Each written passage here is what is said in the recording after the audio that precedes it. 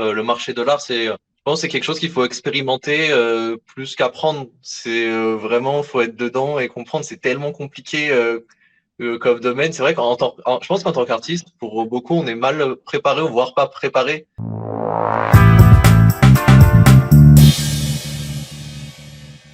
Bonjour à tous, bienvenue dans un nouvel épisode de Robert Spotlight. Donc Robert Spotlight, Tami, bienvenue dans le show. Bah, merci à toi pour l'invitation et merci beaucoup. Pas de souci.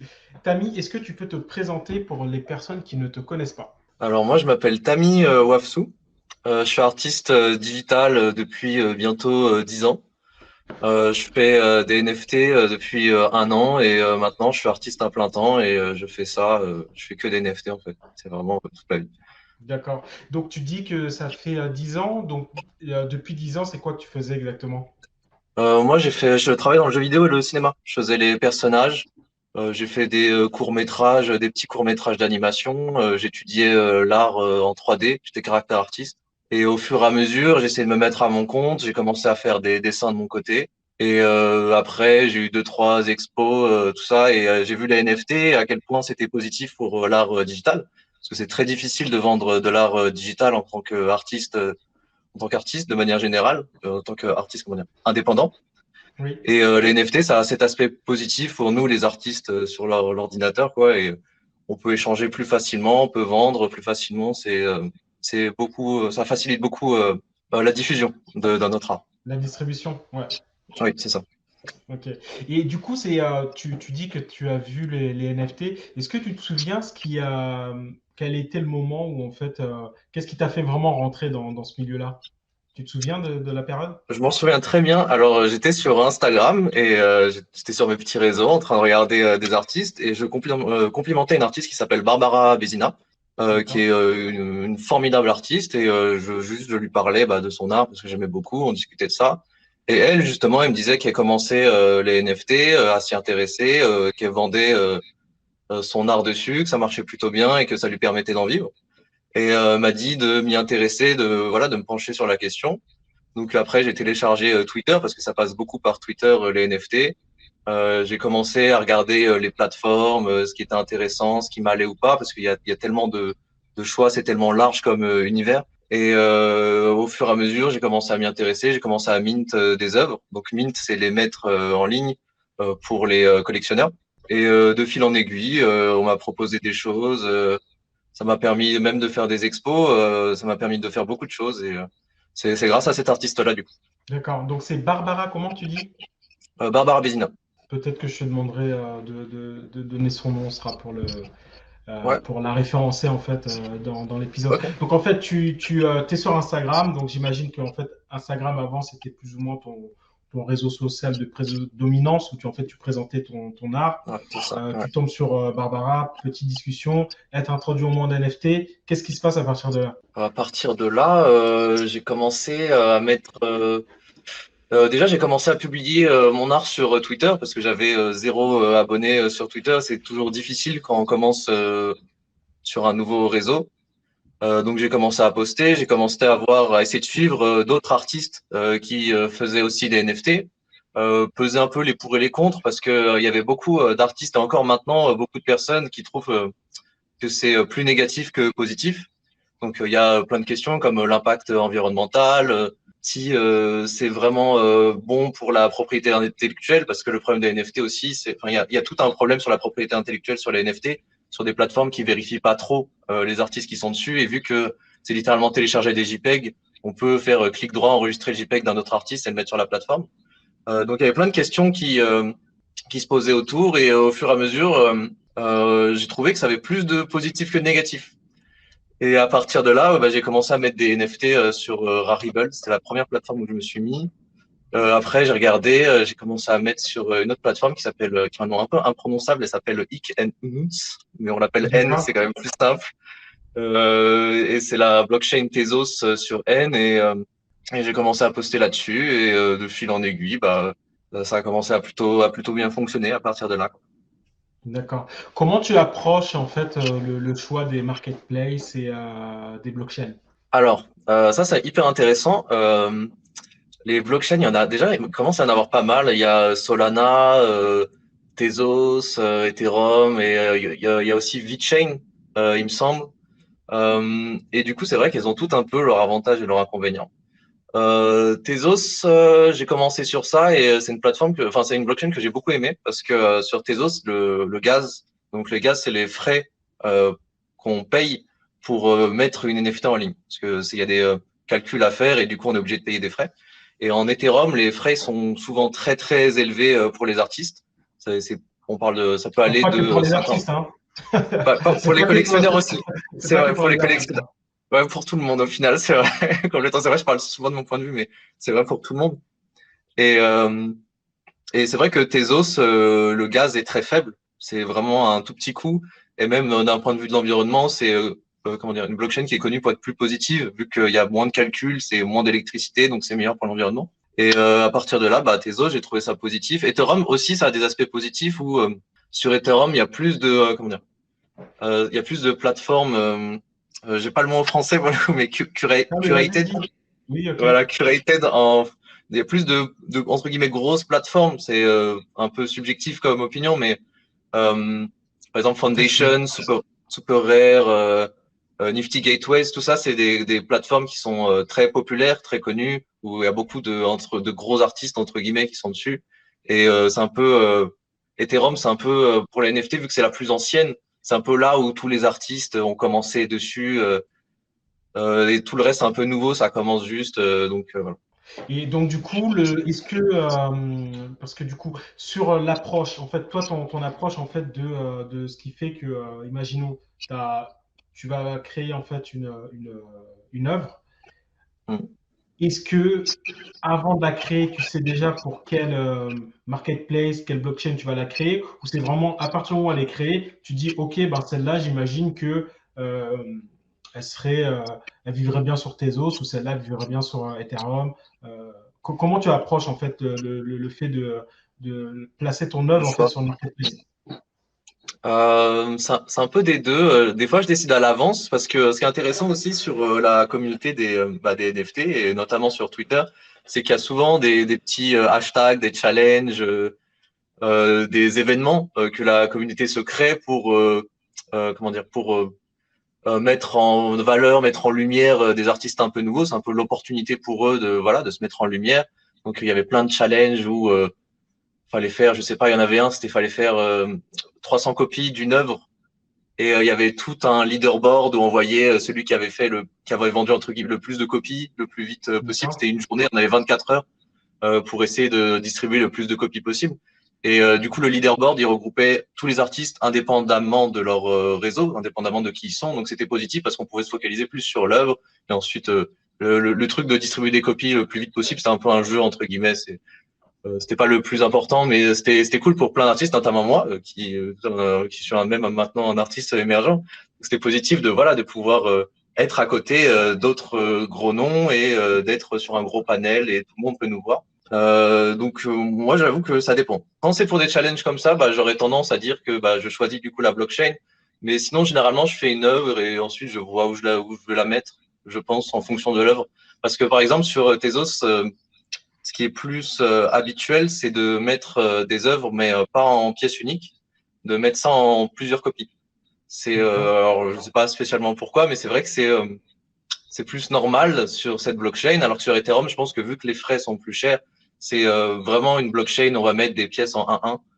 Et le choix de Mais plusieurs pas que, copies de hein. pièces en 1, ça dépend de la pièce. Pas que c'est vrai, mais c'est plus, comment dire, je pense que c'est plus dans la norme, je pense, je crois. Si on doit regarder majoritairement, je pense que c'est des 1-1, enfin, je sais. Ça dépend, c'est vrai que sur Nifty Gateways, par exemple, en fait, ça dépend.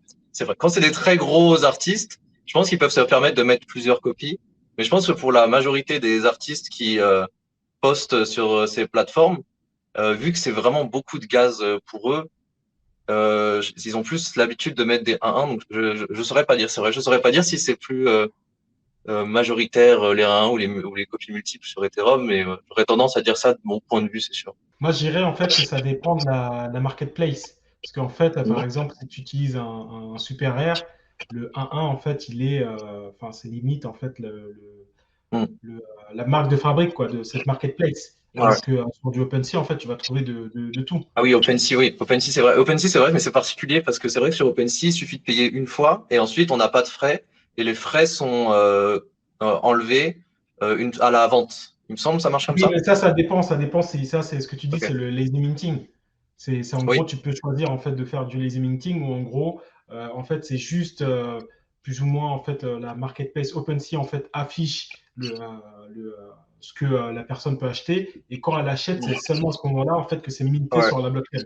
ouais, c'est ça. Ok. Et du coup, est-ce que tu as, parce que là, du coup, tu parles côté artiste. Est-ce qu'à un moment donné, tu imagines également la perception des collectionneurs? Est-ce que tu as cette chose en tête de se dire en fait, OK, sur du Tezos, voilà plus ou moins ce qu'on va attendre, que ce soit en termes de supply, en termes euh, en termes d'art, en termes de peut-être qu'il y a des choses comme ça. Est-ce qu'il y a c'est quelque chose Ouais, que tu penses complètement. aussi? Ouais, complètement. Alors, à 100%. En fait, sur Tezos, c'est toujours relatif aux frais, je pense, mais sur Tezos, il y a plus d'expérimentation artistique, vu qu'il y a moins de risques financiers à mettre une œuvre pour un artiste. Il y a beaucoup plus d'expérimentation. On voit des artistes qui font beaucoup plus de tests, qui prennent beaucoup plus de liberté, alors que quand ils postent sur, par exemple, Foundation, ils restent quand même dans quelque chose de très dans leur style, dans ce qu'ils savent faire en fait.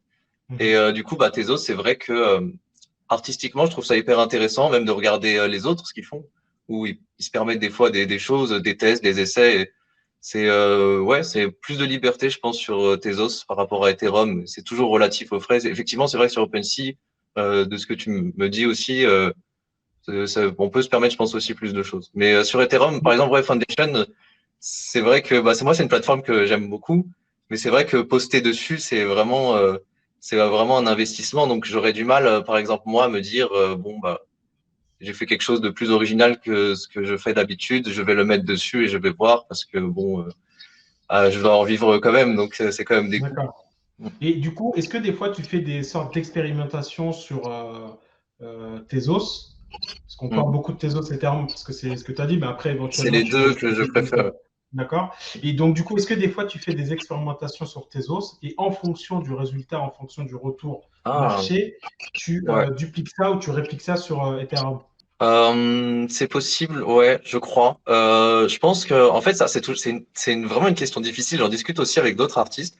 C'est à quel point les réseaux sociaux, ils influencent notre art, le retour du public, le retour des gens, à quel point on doit le prendre en compte. Parce que des fois, c'est vrai qu'en tant qu'artiste, on a juste envie de faire ce qu'on a envie, ou parfois on a envie de Mhm. changer. Et par exemple, moi, je fais beaucoup d'illustrations, mais je fais aussi de la 3D. Et c'est vrai que, par exemple, si je poste un personnage en 3D, vu que les gens qui me suivent ont l'habitude de me voir faire de la 2D, ils vont pas forcément aimer. Mais ça veut pas forcément dire que, comment dire, c'est entre guillemets moins bien. C'est juste que c'est pas fait pour mon public. Habituel. C'est pas Voilà, c'est ça. habituel. Et du coup, faut retrouver une nouvelle audience par rapport à ce qu'on fait. Et du coup, oui, c'est vrai, il y a toute cette question-là de à quel point ça peut nous influencer. Après, je pense que des fois, ça a des aspects positifs parce que des fois, on va essayer des choses nouvelles et en vrai, c'est pas, comment dire, les gens vont avoir un mauvais retour et je vais me demander pourquoi. Je me posais la question et c'est vrai qu'en y réfléchissant, je me dis, bon, je peux l'améliorer comme ça, c'est pas forcément bien. Donc ça dépend. Je pense que ça dépend beaucoup. C'est difficile comme question, ça. C'est vraiment, je sais pas. Je sais pas. Et du coup, est-ce que tu te sens vraiment libre dans ta création artistique? Tu te Ouais, sens par libre? contre, ouais, complètement. Ouais, par contre, je posterai jamais quelque chose que j'aime pas. Ça, c'est sûr, à 100%. Et je fais un peu ce que j'ai envie. Ça, c'est sûr. Je fais ce que j'ai envie. Après, c'est vrai que je regarde un peu les retours. Si des fois il y a des artistes qui m'envoient des DM, qui m'expliquent que je sais pas, ça je peux l'améliorer. Je prends en compte les critiques qu'ils me font. C'est aussi hyper intéressant parce qu'il y a beaucoup d'artistes qui me suivent et des artistes que j'admire énormément et pouvoir discuter avec eux, parler, c'est aussi un vecteur d'amélioration qui est incroyable.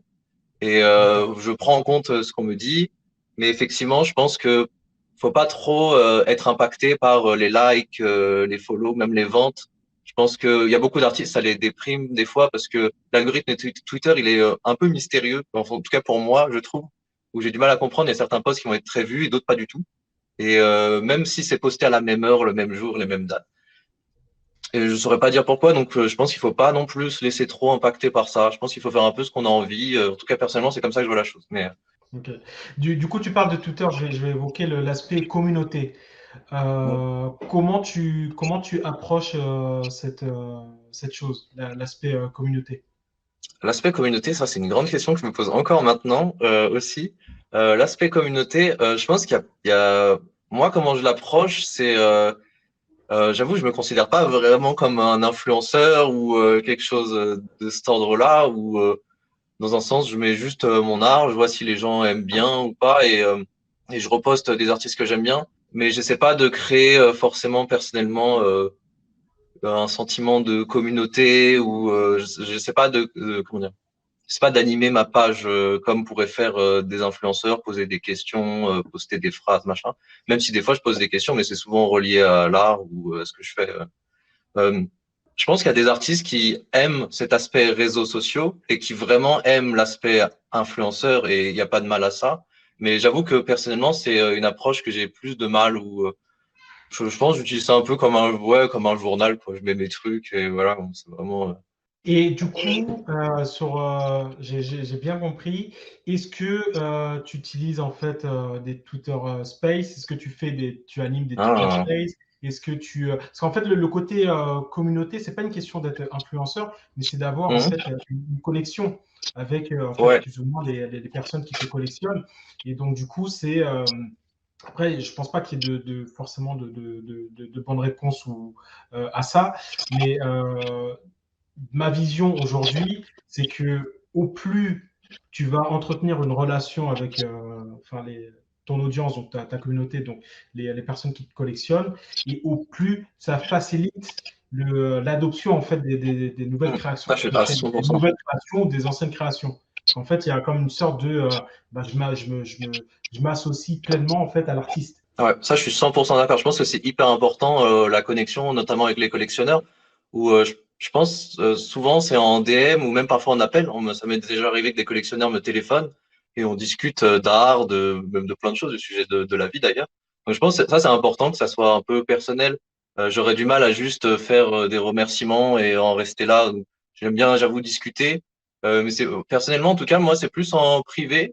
Quand je parlais de l'aspect influenceur, c'est vrai que comment dire, il y a des Twitter que je trouve qui sont difficiles à suivre parce que les gens postent vraiment beaucoup, beaucoup, beaucoup.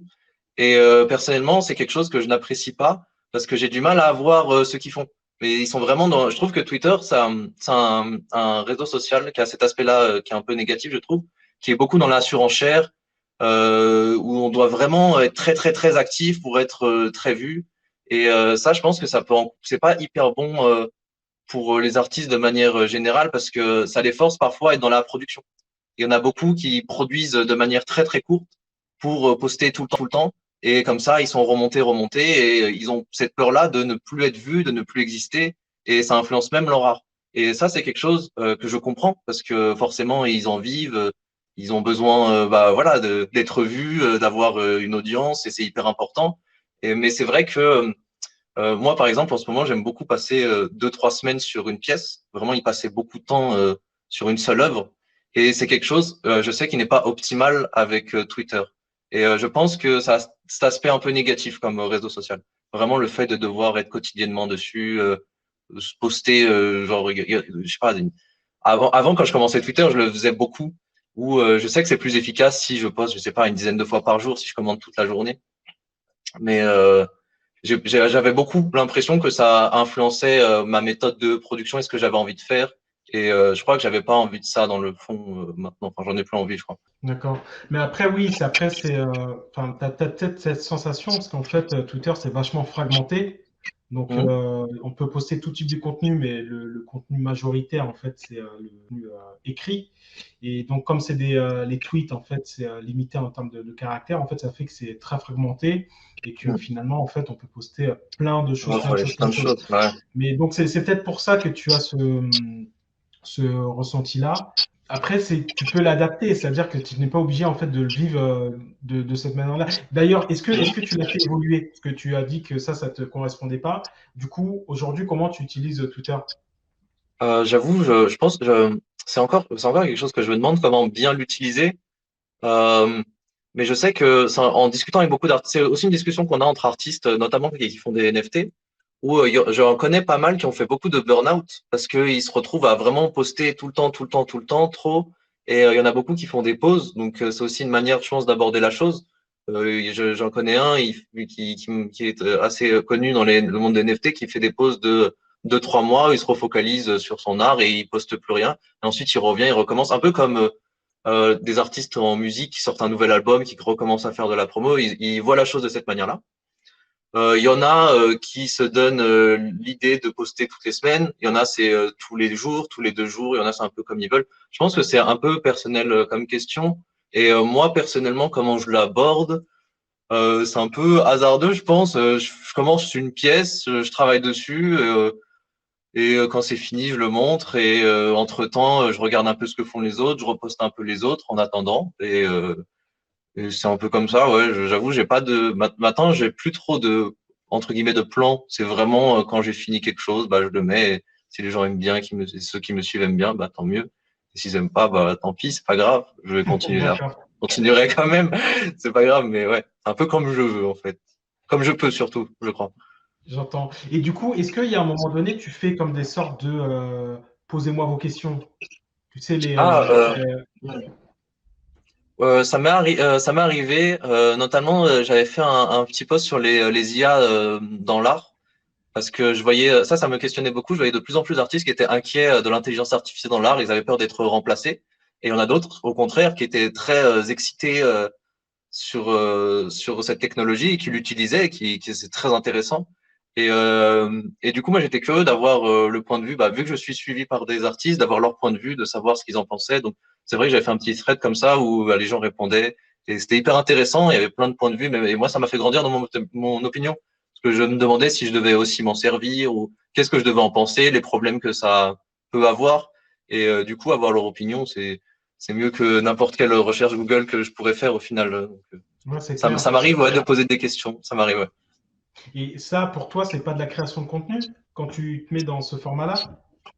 Euh, c'est vrai que, en fait, ça dépend. C'est vraiment l'intention, je pense. En tout cas, moi, je vois ça comme ça, où hmm, je pense on peut voir c'est ça le truc. C'est soit on voit les réseaux sociaux comme quelque chose de professionnel, je pense, et on se dit on fait X nombre de posts par jour parce que c'est plus optimal. On va essayer d'animer notre communauté parce que c'est bien. Au final, c'est ce qu'il faut faire, je pense.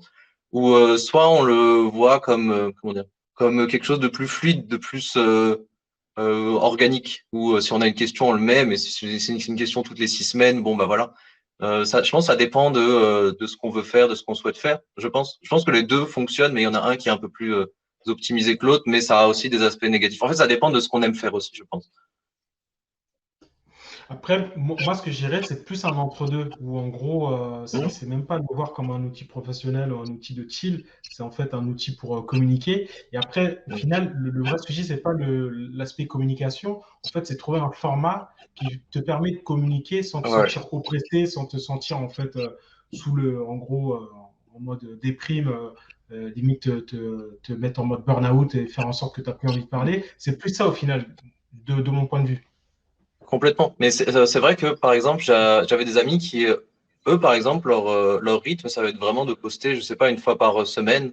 Et en fait, il y a quelque chose d'un peu déprimant avec Twitter où ils vont faire ça, ils vont voir leur vue qui descend et du coup ils comprennent pas trop et ils se retrouvent à reposter par panique de ne plus exister et ils se retrouvent dans le cercle et Mais c'est il y a ça un le peu de ça problème. aussi. Ah ouais, C'est là ce que tu viens de mettre le doigt sur le réel problème. C'est en fait la peur en gros, c'est d'être l'idée par les métriques. Et complètement, si tu c'est es ça. l'idée Ouais. par les métriques, bah, au final, comme tu disais, même un peu avant, tu disais en fait, tu tombes dans. Enfin, c'est comment tu as dit ça? Tu tombes dans. C'est pas un engrenage que tu as dit, mais dans la machine. C'est en gros, Ouais, quand un tu es peu, ouais, l'idée c'est par les ça. métriques, ben, après, tu es dans la machine, quoi. Et Mm. donc, du coup, c'est aussi ça. Enfin, c'est un peu risqué parce qu'au final, ça peut te forcer à faire des choses que tu ferais pas naturellement. Comme tu les fais pas Mm. naturellement, tu te forces. Comme tu te forces, ben, c'est de la friction. Et friction, ça peut amener à burn-out, etc. Et du coup, je pense que c'est vraiment c'est la perception, en fait. C'est à la limite, ben, ne même pas regarder les stats, les performances. Ouais, je pense que Et c'est mieux, limite, complètement. tu postes. Et puis, parce que, par exemple, imaginons, tu sais, comme je te disais en intro, c'est comme si là, c'est bon, on est en format digital, mais disons que si on était en fait dans un bar, en fait, on se rencontre, etc., on prend tu sais, une mousse tous les deux, on va pas se dire, OK, est-ce que, en gros, ce qu'on vient de dire, ça fait de l'attraction? Est-ce qu'il y a des personnes qui aiment, etc. Ouais, On complètement. discute et après, on se dit ciao et on se dit à la prochaine, quoi. Ouais. Tu vois? Et le truc, c'est que des personnes n'appliquent pas forcément ce même mindset, en fait, avec les réseaux sociaux. Je pense que c'est aussi, en fait, l'impression qu'ils ont, je pense, quand c'est comme ça, quand ils voient leur vue descendre, leur nombre de likes descendre, leur nombre de retweets, je pense, leur impression, c'est vraiment peut-être, ils sont dans un bar, ils sont dans un coin et plus personne ne les voit. Plus personne ne veut leur parler, ils sont tout seuls comme ça et ils se retrouvent là. Et en fait, ça les inquiète aussi pour leur avenir, je pense, parce que j'en connais beaucoup qui vivent que de l'art, qui veulent être artistes, même qui veulent juste être artistes implantants et qui font ça à mi-temps et qui ont des side jobs à côté, voilà. Et du coup, bah forcément, quand ils voient qu'ils régressent par rapport à quelque chose qu'ils avaient, ils se mettent à angoisser, à dire qu'ils pourront jamais en vivre. Il y a quelque chose de très déprimant, je pense, quand on a un artiste qu'on commence à se dire on peut le faire et qu'on voit qu'on recule. Et ça, c'est tous les réseaux sociaux qui nous encouragent un peu, je trouve, à être tout le temps dans la surenchère, à trop poster, à trop.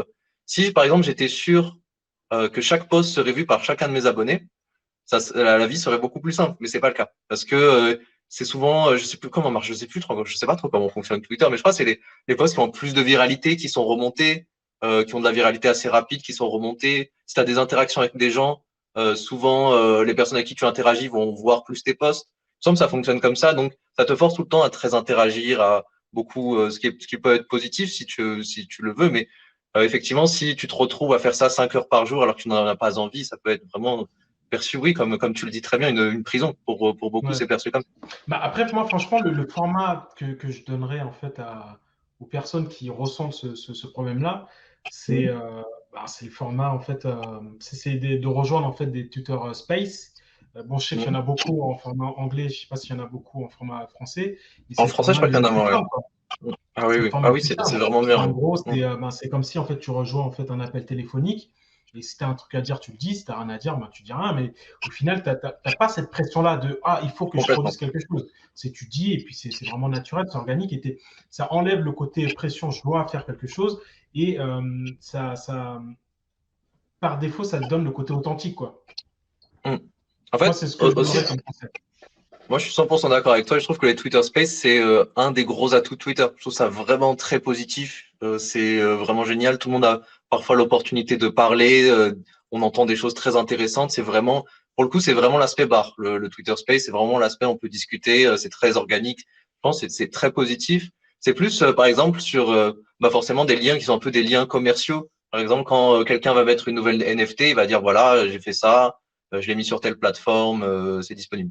Et par exemple, quand ce poste-là ne va pas être vu, la personne elle va commencer à se dire bah personne va me le collectionner parce que personne l'a vu.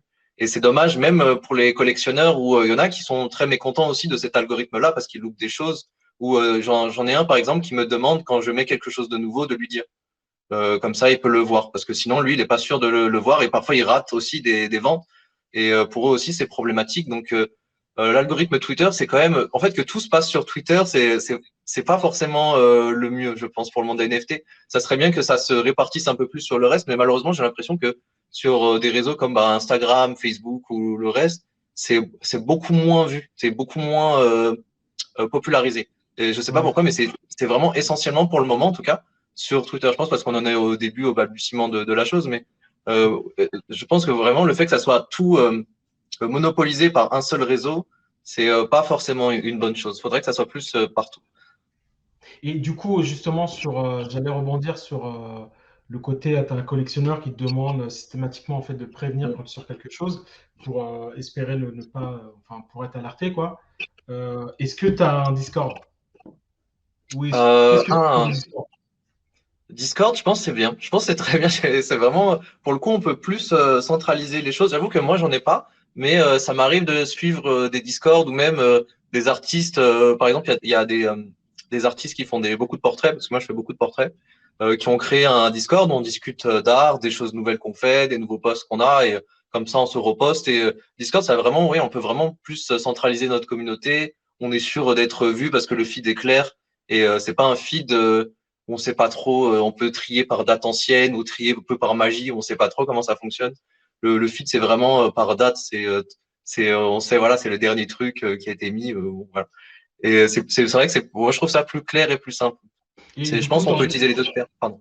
yes. Non, c'est moi, désolé. Je croyais que tu avais fini. Et du coup, tu envisages d'en faire un pour commencer en fait à sorte de canaliser la communauté que tu te crées autour de toi? Ça pourrait être bien, c'est vrai. Je pourrais le faire. J'avoue que je considère que j'ai pas une très grande communauté non plus pour le faire, mais je pense que pour beaucoup d'artistes qui ont vraiment commencé à avoir vraiment beaucoup de monde, c'est vraiment hyper intéressant pour les suivre. Il y a aussi des gens qui font des télégrammes aussi. En fait, ils essaient un peu de pallier les défauts de Twitter par justement effectivement Discord et d'autres applications, réseaux. Et je pense que ça peut aller ça va de pair un peu. Je pense que c'est très positif. Après, le côté, enfin, l'avantage principal que moi je vois à Discord, c'est qu'en fait, c'est que tu te centralises. Mm. Donc là, tu parlais de Twitter, tu as peut-être un petit peu de personnes qui te suivent sur Instagram. Imaginons en fait que tu Ah, as trois, quatre autres choses. En fait, Discord, c'est Discord, quoi. Et du coup, en fait, c'est une sorte de. Enfin, c'est comme si tu crées un hub et tu centralisais. Et donc, du coup, les personnes qui veulent être sûres de rien manquer, et ben, en gros, ils vont sur Discord. Tu peux, tu vois. Donc, c'est plus. C'est plus ce côté-là, et c'est pour ça que j'évoquais Discord. Après, je sais qu'il y en a qui ne l'utilisent pas, mais moi, de mon retour d'expérience, en gros, c'est aujourd'hui, c'est vu comme un peu le standard, quoi. C'est mm. d'être présent et sur Twitter et sur Discord, quoi. Ouais, complètement. Je sais qu'il y a aussi Reddit, mais j'avoue que je l'utilise peut-être pas assez. Mais je sais qu'il y a aussi ouais, des subreddits qui sont hyper intéressants pour les NFT. Mais effectivement, je dirais Discord, Twitter, c'est vraiment la paire positive, effectivement, je suis d'accord. Yes. Et moi, je suis pas, enfin, je pourrais pas trop rebondir sur Reddit parce que j'utilise pas du tout cette Ouais, plateforme. Je crois que c'est mm, juste de temps en temps, tu sais, quand je fais des recherches Google, voilà. la Mm, recherche en fait me fait tomber sur un truc Reddit, mais comme j'ai pas de compte, très rapidement, tu sais, quand tu browses là, tu sais, mm. tu sais, quand tu descends dans le thread, tu peux pas lire tout parce que tu n'as pas de compte. Donc, bon, globalement, en tous les cas, ce que je veux dire, c'est que Reddit, j'ai pas trop de feedback à donner parce que, en gros, je n'utilise pas cette plateforme-là. Ok. Euh, question pricing. Comment tu approches en fait le prix que tu mets sur tes œuvres? Ouais, ça c'est une très bonne question. C'est une question que je me suis longtemps posée. Et c'est vrai que j'ai un ami aussi artiste, on discute beaucoup des prix. C'est vraiment quelque chose qui nous questionne parfois, surtout quand on fait plusieurs copies où on sait pas trop, on savait pas trop comment faire au début. C'était vraiment où on se questionnait. Comment j'approche les prix? Il y a deux vecteurs, je pense, qui sont importants. Il y a déjà le temps forcément que je passe sur la pièce. Je vais pas mettre le même prix pour une pièce que je fais en une journée que pour une pièce que je fais en 3 semaines. C'est pas possible. Je peux pas mettre les mêmes prix. Euh, et aussi, entre guillemets, ma cote d'artiste, où quand j'ai commencé les NFT, je mettais un peu un prix minimum. Et en fait, c'est une question, je pense, d'offre et de demande. C'est très économique, marché. Donc, plus un artiste va avoir de demandes, plus il peut monter ses prix. Et c'est un peu comme ça que ça fonctionne. Ouais, c'est une question de floor price. C'est Oui, c'est monter son floor offre et price demande. petit à Oui, petit. bien sûr, offre et demande. C'est ça. C'est vraiment petit à petit. Je vois qu'il y a des gens qui collectionnent.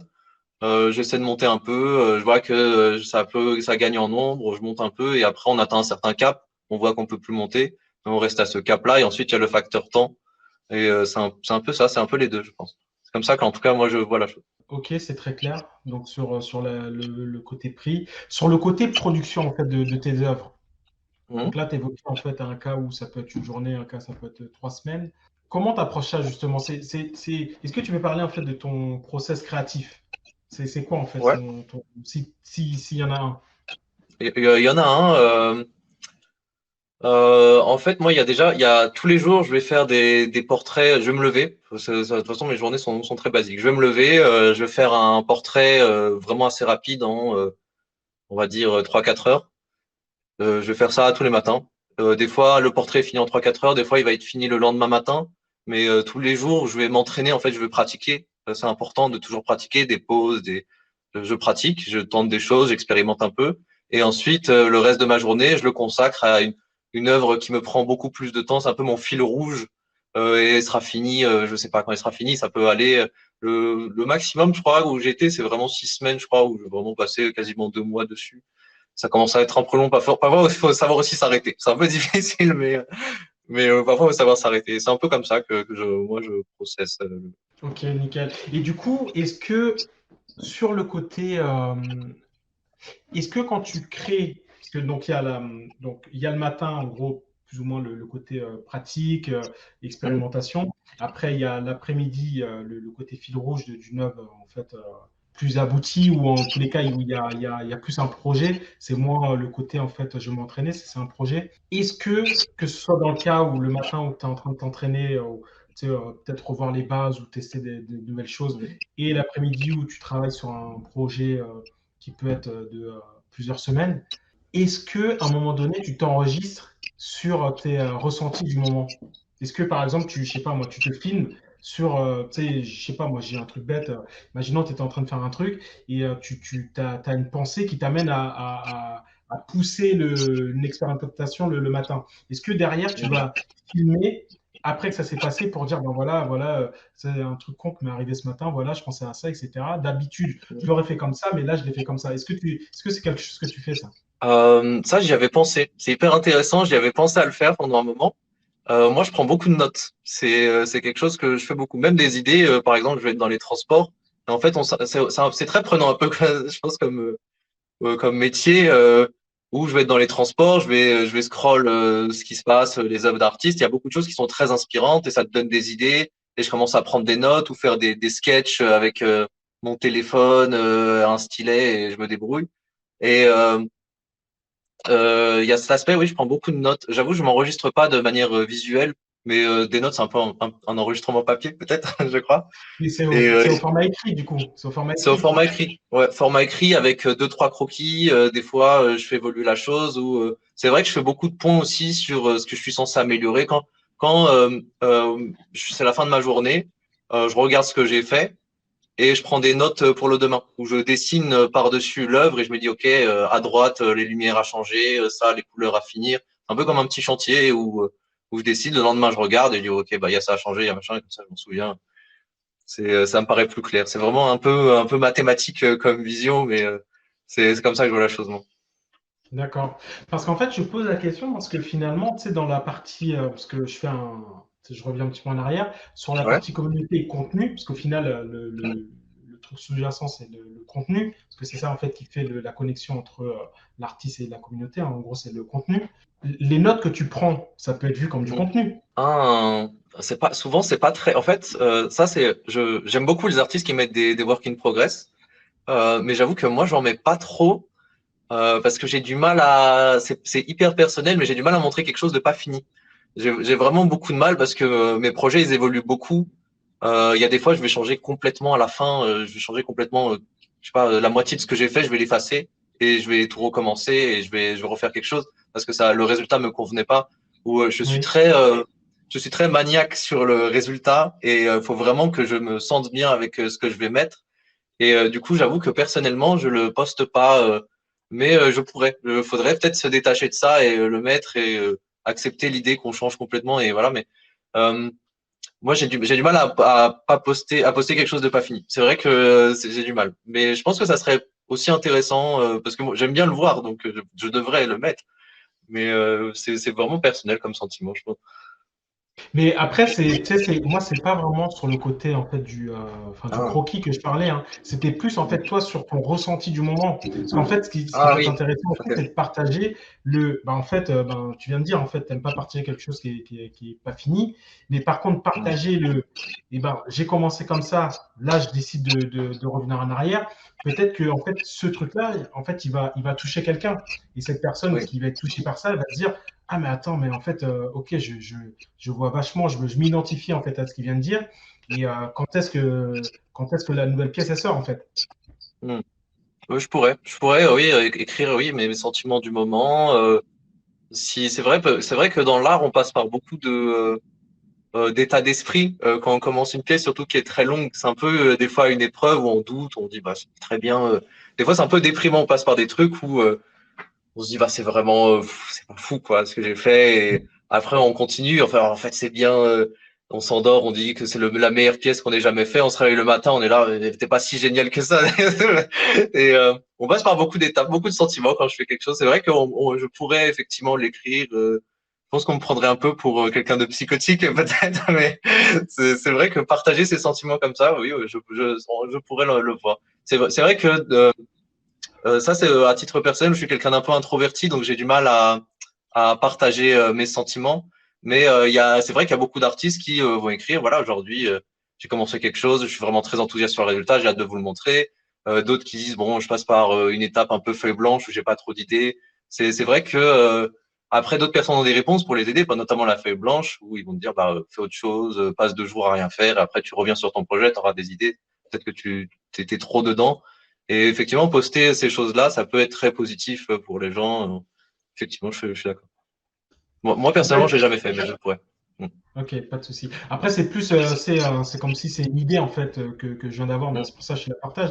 Mais pour l'expliquer avec des mots qui parlent à tout le monde, moi, en gros, la chose que je voyais dans ma tête, en fait, c'est comme si je disais de faire un vlog de chaque création. Ah, Tu ça vois? pourrait être hyper intéressant. Ouais. Je Parce que trouve que c'est une bonne idée. Ouais. le vlog, en fait, tu vois, sur le côté psychotique, c'est vraiment ceux qui ne seront pas touchés par ce qui se passe. Mais s'il Mm. y a une personne qui est touchée par ce qui se passe, tu sais que ça convertit, en fait. Mm. Tu vois Non, ce que je c'est veux dire? vrai. Faire un vlog, ça pourrait être bien. Ouais. Et Complètement. aussi, Complètement d'accord. c'est le côté où, tu vois, tu sais, quand moi, par exemple, quand je suis sur une marketplace comme OpenSea, en fait, bien souvent, tu sais, tu tombes sur des choses, mais les métadatas, elles te disent rien. Tu sais, tu vas voir, donc Mm. si, en gros, finalement, tu sais, t'as l'œuvre, et en gros, elle te parle pas plus que ça, ou en gros, tu comprends pas exactement ce qui se passe, tu vois, les métadatas, en fait, elles vont pas être suffisantes pour vraiment expliquer. Et si, du coup, il faut que quelqu'un t'explique ce qui se passe, au final, c'est comme si en gros, il manque un niveau d'information. Après, peut-être que moi, c'est ma vision en fait un peu pragmatique, pas trop. C'est peut-être une vision trop pragmatique. Et peut-être que justement, peut-être que c'est une mauvaise idée. Peut-être qu'en gros, le fait d'être plus mystérieux et de juste mettre en fait l'œuvre et qu'en gros que ça parle, que pour une personne, ça va lui parler d'une façon et pour une autre d'une autre façon. Peut-être que c'est la façon de faire, je sais pas. Moi, c'est plus en gros la chose que je voyais dans ma tête là, c'est en gros, c'est comme si c'est un sorte de documentation vlog de ton process créatif sur une œuvre. Et après, au Mm. final, quand tu as l'œuvre qui est aboutie, et ben, tu peux faire un sort de recall des moments forts en fait dans le process, etc. Et en plus, tu as les enregistrements en fait. Mm. Euh, alors, ce que tu dis sur est-ce qu'on doit expliquer une œuvre ou pas, je pense que ça, c'est très aussi, c'est aussi subjectif, c'est très personnel. Où je pense que ça dépend de l'intention des artistes. Il y a des artistes qui vont faire des œuvres très politisées, qui ont besoin de l'expliquer parce qu'ils ont vraiment un but précis, une vision, ils ont besoin de démontrer quelque chose. Il y en a d'autres qui veulent plus des ressentis effectivement variables. Je pense que il y a un public pour tout et ça dépend de effectivement de la personne qui regarde et la personne qui crée. Ou je pense que ça dépend. Je sais par exemple, bon, je vais prendre l'exemple de ma mère, elle a beaucoup besoin d'explications dans les œuvres et quand je lui présente par exemple, je lui montre ce que je fais, elle me dit mais qu'est-ce que tu voulais faire là? Ça veut dire quoi? Je cherche des explications à tout. Donc, alors que personnellement, quand moi je regarde l'art, c'est vrai que c'est plus qu'est-ce que ça me fait me sentir. Je cherche pas forcément une explication, mais effectivement, je pense que ça dépend des gens là-dessus. Et pour l'aspect vlog, je trouve ça hyper intéressant. Je trouve que c'est une super idée. Je peux l'envisager. Je trouve ça intéressant effectivement de partager bah, le process créatif, où on en est, même peut-être effectivement se détacher de montrer des choses pas finies et les montrer en même temps de nos sentiments machin. Je pense que ça peut être intéressant effectivement. Je pense que ça peut être cool. Ouais. C'est une super idée. J'avoue que j'ai pas trop vu. J'ai pas trop vu de personnes faire ça, en tout cas dans les NFT, je pense, des vlogs. J'en connais une, je crois, qui faisait des vlogs sur ses œuvres.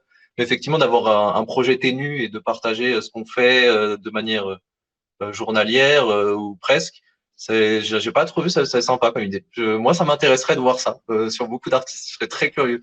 Donc, je pense que Ok, ça peut être bien. Ouais. ok, parfait, parfait. Qu'est-ce que je voulais te poser comme question? Aujourd'hui, donc là, c'est depuis un an à peu près que tu fais des œuvres avec Mm. la techno NFT. qu'est-ce que tu sais aujourd'hui que tu aurais voulu savoir quand tu as commencé? Qu'est-ce que j'aurais voulu savoir? C'est une bonne question. Je pense que j'aurais aimé savoir plus comment Twitter fonctionne déjà. Ça m'aurait beaucoup aidé. Parce que j'ai un peu abusé au début. Vraiment, j'étais là tout le temps sur mon téléphone, alors qu'au final, il n'y a pas tant besoin. Je pense que j'aurais aimé savoir ça. Par rapport au NFT, plein de choses. Par exemple, effectivement, le gas price, je savais pas que la nuit aux heures creuses, ça coûtait moins. Moi, je faisais ça à n'importe quelle heure de la journée, mais c'est vrai qu'en fonction de l'heure, ça va coûter plus ou moins cher. Donc, c'est mieux de mint son œuvre la nuit. Euh, et vu que moi, je me couche à des heures pas possibles, bah, je pourrais le faire. C'est pas, c'est pas vraiment très grave. Qu'est-ce que j'aurais aimé savoir d'autre j'aurais aimé savoir, je pense, effectivement, l'idée des prix. C'est vrai qu'au début, j'étais un peu perdu sur quel prix mettre à de l'art. Le marché de l'art, je pense, que c'est quelque chose qu'il faut expérimenter plus qu'apprendre. C'est vraiment, faut être dedans et comprendre. C'est tellement compliqué comme domaine. C'est vrai je pense qu'en tant qu'artiste, pour beaucoup, on est mal préparé ou voire pas préparé.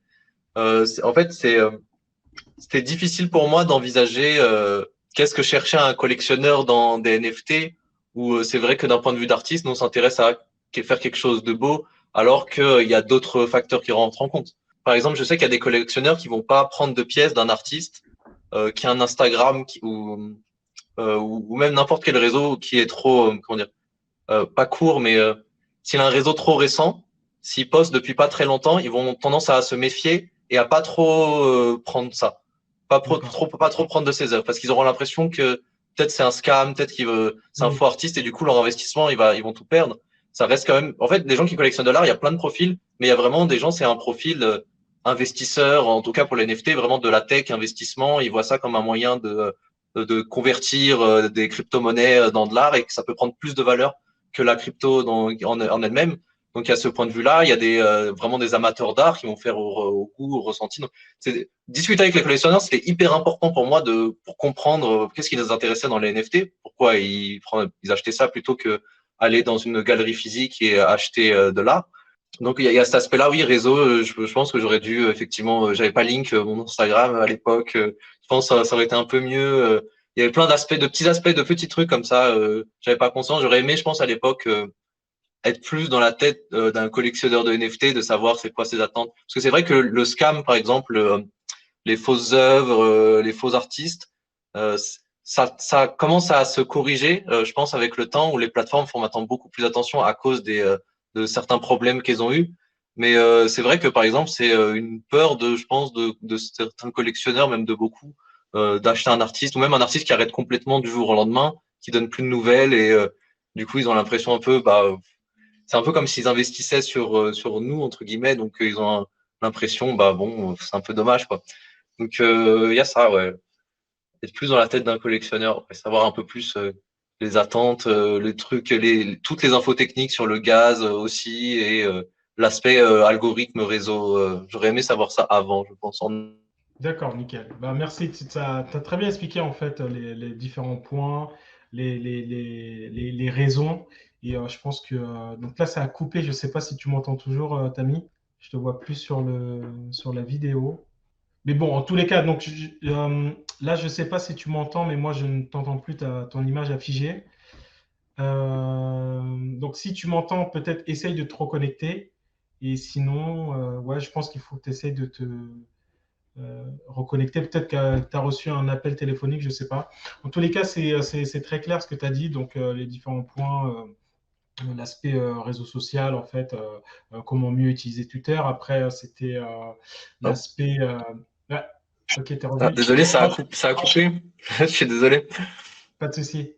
Ben, c'est nickel. Non, j'essayais de combler là pendant que tu te reconnectes. Bon, Ah après, ouais, je répétais excuse-moi. ce que tu disais, mais en fait, Twitter, le côté gaz, le côté pricing, et après Mm, le côté vigilance avec les fausses collections. c'est ça. Ok, nickel, nickel, nickel.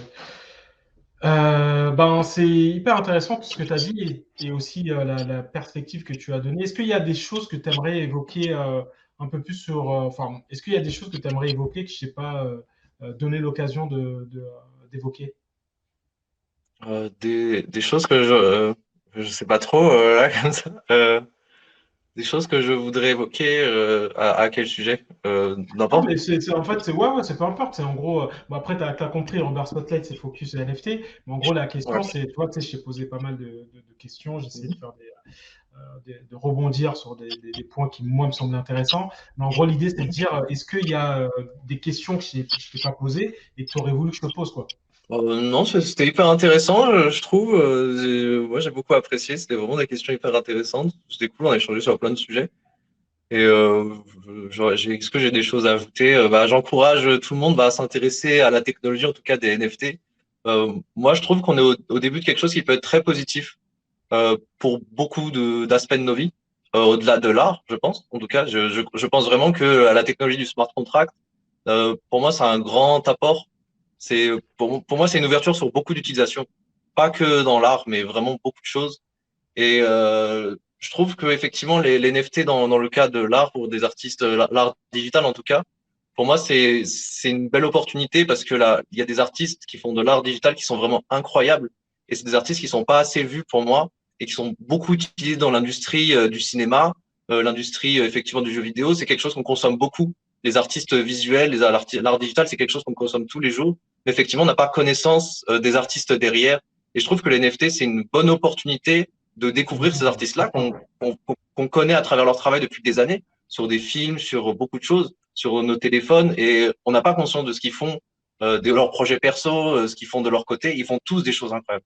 Et du coup, les NFT, c'est vraiment l'opportunité, voilà, de les découvrir. Et j'encourage tout le monde au moins de voir ce qu'ils font dans voilà, dans ce cadre-là. Et c'est vraiment hyper intéressant. Ok, nickel.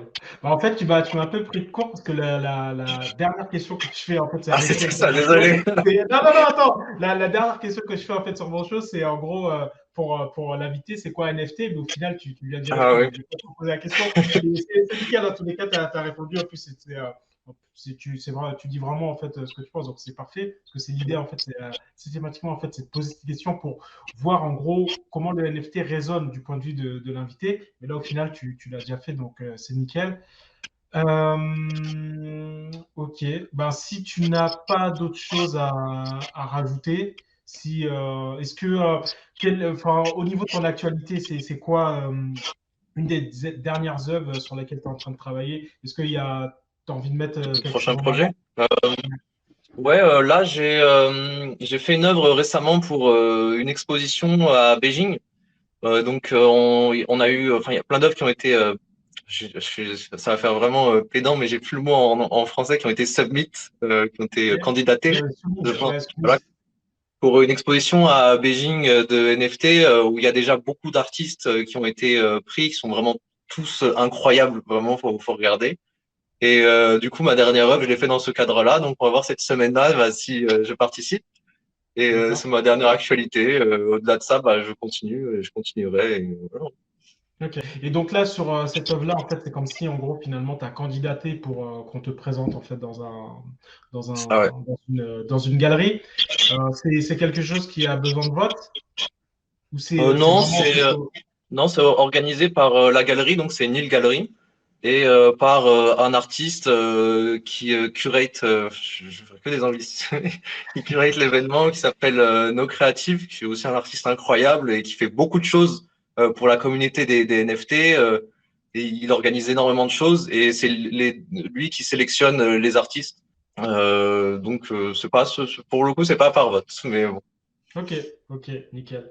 Bon, en tous les cas, merci pour ton temps, pour l'échange, pour en fait le partage que tu pu faire. Donc, c'est Bah, vachement merci à intéressant toi, d'avoir hein. la perspective artistique, de voir en fait ce qui t'aurait aidé et donc, autrement dit, ce qui peut aider des personnes qui souhaitent se lancer. Euh, et ouais, franchement, merci pour ton temps. Et puis, je vais vous dire à bientôt dans un prochain épisode de Robert Spotlight. C'était Tammy. Tammy, encore merci. Est-ce que tu veux Bah, donner merci beaucoup à toi. attends, attends, je vais afficher ton Twitter. Hop. Donc, normalement, c'est comme ça. Donc ça, c'est ton Twitter. C'est ça, oui. Bah, merci beaucoup. Merci pour Voilà, l'invitation. C'était hyper intéressant. pas de souci. Donc si vous avez apprécié l'épisode, si vous avez été inspiré, Si Tammy vous a apporté des choses, ben, n'hésitez pas à le suivre sur Twitter. Donc, j'ai mis son Twitter ici. Et comme je disais, ben, à la prochaine dans un nouveau show Robert Spotlight. Tammy, encore merci et à bientôt. Bah, merci beaucoup.